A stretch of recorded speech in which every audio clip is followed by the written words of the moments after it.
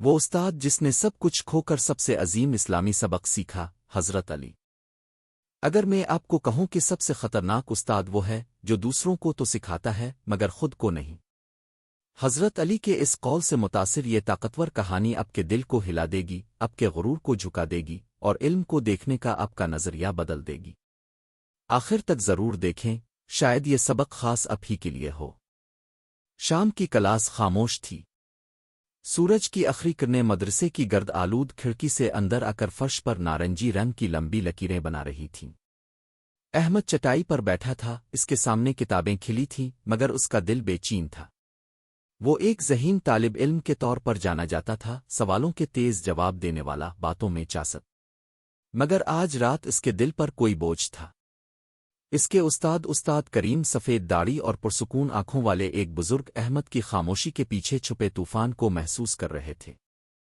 احمد، استاد نے نرمی سے کہا، آج تم نے بہت سے الفاظ یاد کیے ہیں مگر تمہارا دل کہیں اور لگتا ہے۔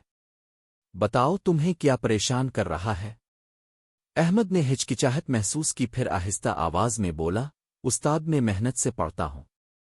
جو کچھ سیکھتا ہوں اپنے چھوٹے کزنز کو سکھاتا ہوں۔ لوگ میری تعریف کرتے ہیں مگر اندر سے میں خالی محسوس کرتا ہوں۔ مجھے جلدی غصہ آ جاتا ہے۔ میں دوسروں کو جج کرتا ہوں۔ مجھے لگتا ہے کہ میرا علم مجھے پرسکون بنانے کے بجائے مغرور بنا رہا ہے۔ استاد کریم نے آہستہ سے اپنی کتاب بند کی۔ انہوں نے احمد کو شفقت سے دیکھا، حیرت سے نہیں۔ تم مجھے حضرت علی کا ایک قول یاد دلا رہے ہو، انہوں نے نرم لہجے میں کہا۔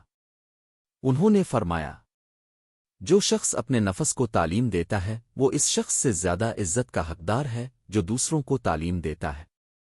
احمد کی پیشانی پر بل آ گئے۔ میں نہیں سمجھا استاد۔ کیا دوسروں کو سکھانا اچھا نہیں؟ بہت اچھا ہے، استاد نے جواب دیا۔ مگر اس قول کو سمجھنے کے لیے تمہیں ایک کہانی سننی ہوگی۔ قریب آؤ اور دل سے سنو۔ احمد آگے جھک گیا۔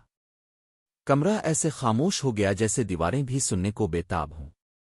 بہت زمانہ پہلے استاد کریم نے کہنا شروع کیا، ایک شہر تھا جو ایک وسیع صحرا کے قریب واقع تھا۔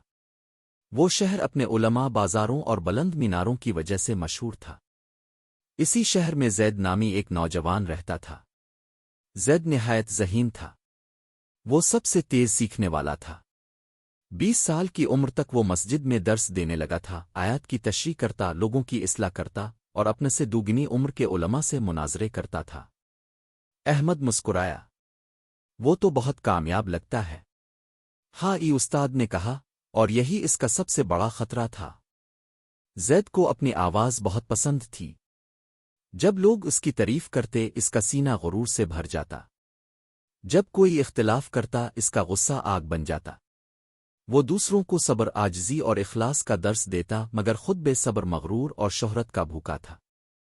ایک رات طویل درس کے بعد ایک بوڑھا فقیر مسجد کے باہر زید کے پاس آیا۔ اس کے کپڑے پھٹے ہوئے تھے، ہاتھ کانپ رہے تھے۔ استاد، فقیر نے کہا، میں نے آپ کا درس سنا ہے جو مہربانی کے بارے میں تھا۔ میں نے آج کچھ نہیں کھایا۔ زید کو کوفت محسوس ہوئی۔ لوگ دیکھ رہے تھے۔ اس نے جیب سے ایک چھوٹا سا سکہ نکالا، اونچی آواز میں دیا اور کہا، یہ لو اور اللہ کا شکر ادا کرو۔ فقیر نے سکہ دیکھا، پھر زید کو۔ اس کی آنکھوں میں آنسو بھر آئے۔ اللہ ہم سب کو سکھائے، وہ آہستہ سے بولا اور چلا گیا۔ زید کو فتح کا احساس ہوا۔ اس نے صدقہ دیا تھا۔ لوگ اس بات میں سر ہلا رہے تھے مگر اس رات اسے نیند نہ آئی۔ فقیر کے الفاظ اندھیرے میں سرگوشی کی طرح اس کے ذہن میں گونجتے رہے۔ کچھ دن بعد شہر کو شدید قحط نے آ لیا۔ کنویں سوکھ گئے، فصلیں برباد ہو گئیں۔ خوف پھیل گیا۔ لوگ رہنمائی کے لیے مسجد آنے لگے۔ زید نے پرجوش خطبے دیے، لوگوں کو صبر اور اللہ پر توکل کی تلقین کی۔ اس کے الفاظ دلوں کو ہلا دیتے تھے مگر اس کا اپنا دل سخت ہی رہا۔ ایک شام ایک مسافر شہر میں آیا۔ وہ خاموش تھا، اس کے پاس صرف ایک چھوٹا سا تھیلا تھا۔ اس نے زید کا درس خاموشی سے سنا۔ جب مجمع چلا گیا وہ زید کے پاس آیا۔ تم اچھا بولتے ہو، اے مسافر نے کہا، مگر بتاؤ کیا تمہارے الفاظ پہلے تمہارے اپنے دل سے گزرتے ہیں؟ زید کو یہ بات ناگوار گزری۔ تم کون ہوتے ہو مجھ سے سوال کرنے والے؟ مسافر نے مسکرا کر کہا، بس زندگی کا ایک طالب علم۔ زید کچھ کہتا اس سے پہلے ہی مسافر تنگ گلیوں میں غائب ہو گیا۔ اسی رات شہر میں آگ لگ گئی۔ شعلے ایک گھر سے دوسرے گھر تک پھیل گئے۔ لوگ چیخ رہے تھے۔ زید باہر دوڑا اور دیکھا کہ اس کا اپنا گھر آگ کی لپیٹ میں ہے۔ دھواں فضا کو بھر چکا تھا۔ اس کی کتابیں، نوٹس، تحریریں سب اندر تھیں۔ وہ آگے بڑھا مگر تپش نے اسے پیچھے دھکیل دیا۔ اس لمحے میں خوف نے اس کے غرور کو کچل دیا۔ وہ بے بس ہو کر گھٹنوں کے بل گر گیا۔ اچانک کسی نے اس کا بازو پکڑا۔ وہی مسافر تھا۔ ایک راستہ ہے، مسافر نے سکون سے کہا، مگر تمہیں بغیر سوال کیے میرے پیچھے آنا ہوگا۔ وہ دھوئیں بھری گلیوں سے دوڑے، گرتی لکڑیوں کے نیچے سے گزرے اور پچھلے راستے سے زید کے گھر میں داخل ہوئے۔ گرمی ناقابل برداشت تھی۔ زید کی آنکھیں جل رہی تھیں، سانس لینا مشکل تھا۔ تمہاری کتابیں؟ مسافر نے پوچھا۔ ہاں، زید چلوا۔ وہی میری زندگی ہے۔ مسافر نے سر ہلایا۔ میرے پیچھے آؤ۔ وہ ایک چھوٹے سے کمرے تک پہنچے۔ اندر ایک چھوٹا بچہ پھنسا ہوا تھا، رو رہا تھا۔ میری ماں باہر ہے، بچہ سسکیاں لیتے ہوئے بولا۔ زید جم گیا۔ اس کی کتابیں اگلے کمرے میں تھیں۔ سالوں کی محنت، تعریفیں، علم سب ایک جلتی ہوئی دیوار کے پیچھے تھا۔ فیصلہ کرو، اے مسافر نے مضبوط لہجے میں کہا۔ زید کا دل زور زور سے دھڑکنے لگا۔ پہلی بار اس کا علم خاموش تھا، صرف اس کی روح بول رہی تھی۔ اس نے بچے کو اٹھایا، اپنی چادر میں لپیٹا اور مسافر کے ساتھ باہر نکل آیا۔ چند لمحوں بعد چھت گر گئی۔ زید کی کتابیں راکھ بن گئیں۔ باہر بچہ اپنی ماں سے جا ملا۔ وہ روتی ہوئی زید کے ہاتھ چومنے لگی۔ زید کے اندر کچھ ٹوٹا، مگر درد سے نہیں، روشنی سے۔ جب اس نے مسافر کا شکریہ ادا کرنے کے لیے پلٹ کر دیکھا، وہ غائب تھا۔ صبح تک آگ بجھ چکی تھی۔ زید کھنڈرات کے درمیان کھڑا تھا، خالی ہاتھ، مگر دل عجیب طرح سے بھرا ہوا تھا۔ دن گزرتے گئے۔ زید نے کچھ عرصے کے لیے پڑھانا چھوڑ دیا۔ وہ گھروں کی تعمیر میں مدد کرنے لگا۔ پانی اٹھاتا، خاموشی سے غریبوں کو کھانا کھلاتا اور زیادہ سنتا، کم بولتا۔ ایک شام اس نے پھر وہی بوڑھا فقیر دیکھا۔ زید عاجزی سے اس کے پاس بیٹھ گیا اور بغیر کسی لفظ کے اپنا کھانا اس کے ساتھ بانٹ لیا۔ فقیر کی آنکھوں سے آنسو بہنے لگے۔ اب اس نے کہا، تم سکھا رہے ہو۔ کئی سال بعد زید نے دوبارہ تعلیم دینا شروع کی، مگر اس کے دروس بدل چکے تھے۔ الفاظ کم، خاموشی زیادہ، عمل نمایاں۔ لوگوں نے تبدیلی محسوس کی۔ اس کی عاجزی اس کی تقریروں سے زیادہ بولتی تھی۔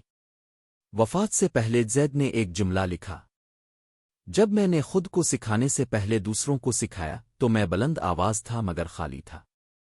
جب میں نے خود کو سکھایا تو میری خاموشی بھی سبق بن گئی۔ استاد کریم خاموش ہو گئے۔ کمرہ مانی سے بھر گیا۔ احمد کی آنکھیں نم تھیں۔ اب تم سمجھ گئے؟ استاد نے پوچھا۔ احمد نے آہستہ سے سر ہلایا۔ حضرت علی کا مطلب تھا کہ خود احتسابی کے بغیر علم خطرناک ہے۔ دوسروں کو سکھانا آسان ہے، مگر اپنے نفس کو سکھانا سب سے مشکل۔ استاد کریم مسکرائے۔ بالکل۔ جب تم اپنے غصے، اپنے غرور اور اپنی نیت کو درست کرتے ہو تو تم خود ایک زندہ سبق بن جاتے ہو۔ ایسا شخص سب سے زیادہ عزت کا حقدار ہوتا ہے۔ احمد نے سر جھکا لیا۔ استاد، میں آغاز کیسے کروں؟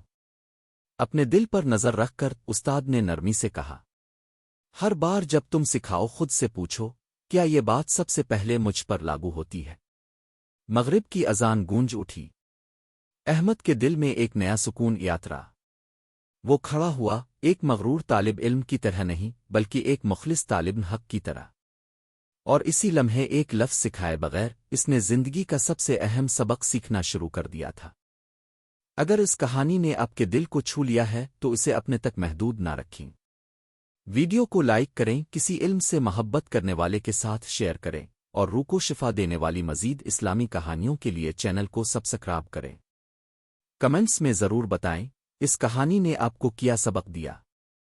آئیے صرف علم میں نہیں بلکہ کردار میں بھی ساتھ بڑھیں۔